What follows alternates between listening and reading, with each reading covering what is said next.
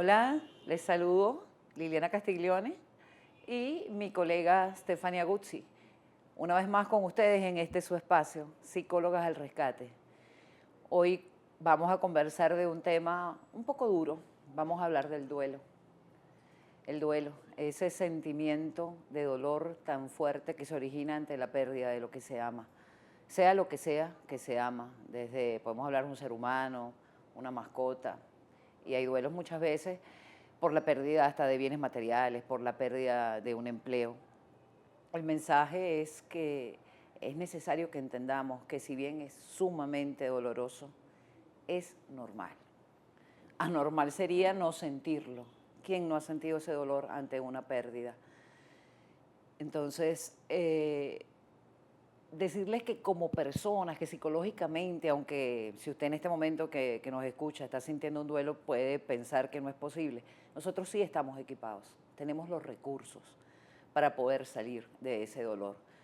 Y si en ocasiones sentimos que esos recursos escapan de las manos, que el dolor nos invade, que ese dolor es muy fuerte, tener presente que hay una línea muy fina entre lo que pudiéramos llamar normalidad y lo que pudiéramos llamar locura. Una línea muy fina que se puede atravesar cuando la situación traumática es muy fuerte, y no solo que es muy fuerte, sino que no podemos o no sabemos manejarla. Y esa es nuestra intención en este programa, intentar darle algunas herramientas para poder manejar el duelo, y, pero puede que no sean suficientes. Si necesita ayuda, ayuda personal, ayuda especializada, no dude en buscarla. El duelo forma parte de la vida. La vida son uniones, son encuentros, pero también son desencuentros. Estamos, dejamos de estar, bien sea por una separación física, porque pasamos a otro plano, bien sea porque perdimos a un ser querido. En la medida que entendamos esto, tenemos que comenzar a aceptar que es normal. Usted que nos escucha, seguro ha vivido no una vez, sino varias veces un duelo. También lo he vivido. Stefania lo ha vivido. Y podríamos decir para fines didácticos, pedagógicos, que el duelo no es un hecho aislado que ocurre en un momento y ya, sino que tiene una serie de etapas, porque es un proceso, ¿correcto? Pues sí, como tú decías, lamentablemente todos antes o después tenemos que vivir los procesos de duelo por el fallecimiento de algún ser querido, de una mascota, por la pérdida importante de algo que para nosotros es cercano. Deberíamos comenzar, como tú decías, diciendo cuáles son las fases de del duelo. No todas las personas viven esas fases, ni todos respondemos de la misma manera ante el duelo. Pero se han caracterizado algunas fases un poco para dar una explicación, si se quiere, científica y psicológica. La primera es la que denominamos el shock. Cuando recibes la noticia de que alguien falleció o de la pérdida de algo material o, como tú decías, de una mascota, y es esas respuestas que no damos. Las personas se quedan como paralizadas, no lloran. Pueden responder a las necesidades que hay que resolver en ese momento, pero no tienen manifestaciones emocionales. Como acabo de decir, no lloran, no muestran cuál es el sentimiento real que están teniendo. Y en psicología decimos que eso es una etapa como de aislamiento para la resolución de los problemas inmediatos. ¿Qué significa esto? Bueno, hay que tomar algunas decisiones cuando un ser querido fallece y a lo mejor tú no tienes muchos parientes cercanos y tú eres la que tienes que resolver. Entonces, en ese momento, tú necesitas tener un mínimo de tranquilidad para poder tomar las decisiones correspondientes que sean las más adecuadas para esa situación. Esta etapa no debe durar mucho tiempo porque las personas deben expresar lo que sienten. No se pueden quedar encerradas en esa caja de hermetismo. La segunda etapa que nosotros desarrollamos es la de la rabia. Rabia e incluso agresividad en muchas ocasiones. ¿Qué significa eso? Las personas nos preguntamos, ¿por qué? ¿Por qué me pasa esto a mí? ¿Qué he hecho yo para merecerme esta situación? Y lo vemos cuando, la situación es por un accidente y muere alguien cercano, un suicidio, porque no has tenido el tiempo para prepararte, ¿no?, para esa pérdida. No has tenido tiempo para darte cuenta de que la persona que tú amas no va a estar cerca de ti. Entonces esas separaciones abruptas causan mucha rabia en la persona que se queda. Y sin contar además el sentimiento de culpa, ¿no?, sobre todo cuando es la etapa de los suicidios. Pues tú te preguntas, ¿cómo no me di cuenta? ¿Qué pude haber hecho yo para que eso no sucediera? Cuando en realidad nada de todo eso es tu responsabilidad, porque la persona decidió hacer eso, decidió quitarse la vida. O cuando es un accidente, bien sea de tránsito o un accidente por algún hecho violento, tampoco tú hoy tienes la responsabilidad, pero sí te queda entonces la culpa porque yo no debía haber permitido que saliera, porque entonces, ¿para qué le habré pedido que saliera a comprar pan? Y entonces se genera una serie de situaciones allí que causan como mucho dramatismo en las personas. Nosotros no somos responsables de las muertes, a menos que tú seas el propio autor de la situación. Pero en estos casos, donde es absolutamente aleatorio, pues miren, lamentablemente ninguno de nosotros es responsable. Hay un proceso de desorganización. La persona que acaba de perder un ser querido cercano se siente como muy triste. Entonces hay desorden en las comidas, hay desorden en el aseo, hay desorden en el vestirse. Unes el día con la noche y no terminas de organizar tu vida, o lo que es peor, tienes una desorganización tal de tu vida que hasta dejas de cumplir las tareas más normales. Por ejemplo, si eres una mamá, te desocupas, por ejemplo, de tus hijos y de las tareas lógicas y normales que tú has siempre desempeñado. Correcto. No vas a trabajar porque como además tienes, tienes unos días para pasar el duelo, entonces esos días te sumes en esta profunda tristeza, que son buenos, pero que no debes quedarte enganchado allí, ¿no?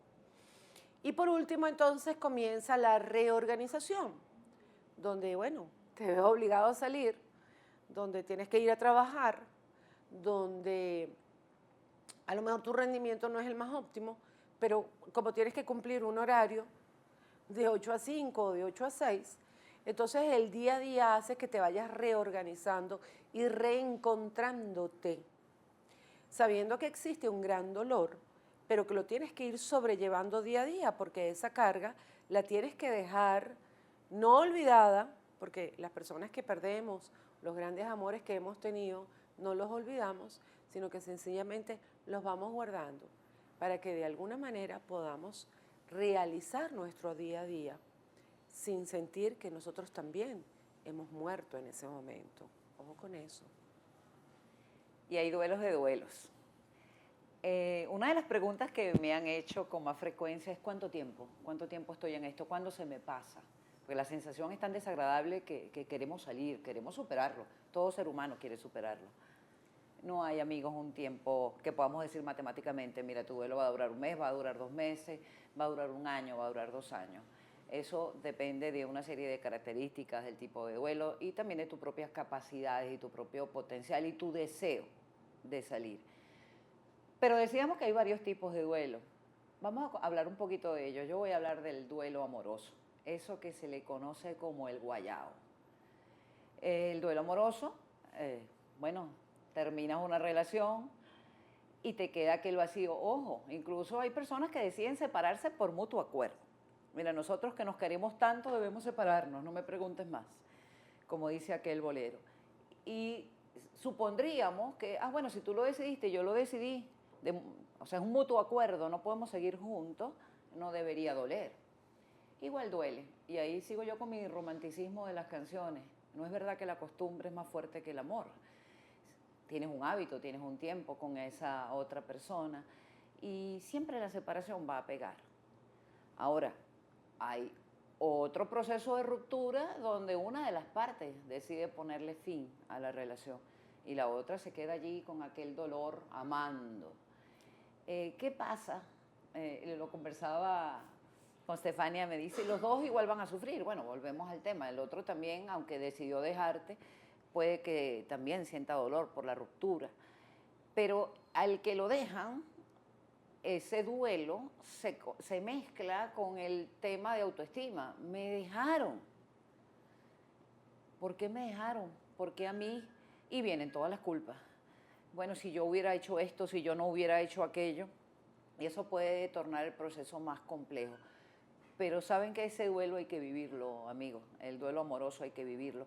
Hay que vivirlo para sanar el alma y no cometer el error de sacar un clavo. Un clavo saca otro Un clavo. clavo saca otro clavo. Porque entonces vas a terminar dañando al otro clavo, porque vienes tú herido de guerra. Entonces vive tu duelo con la certeza de obtener el aprendizaje, la certeza y el deseo de obtener el aprendizaje de aquello que te pasó.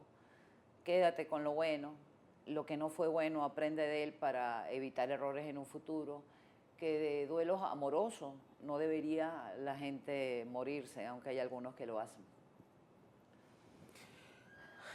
Otro de los duelos de los que quisiéramos hoy hacer mención es el duelo de cuando pierdes a un afecto, una persona cercana, bien sea un familiar, bien sea un gran amigo.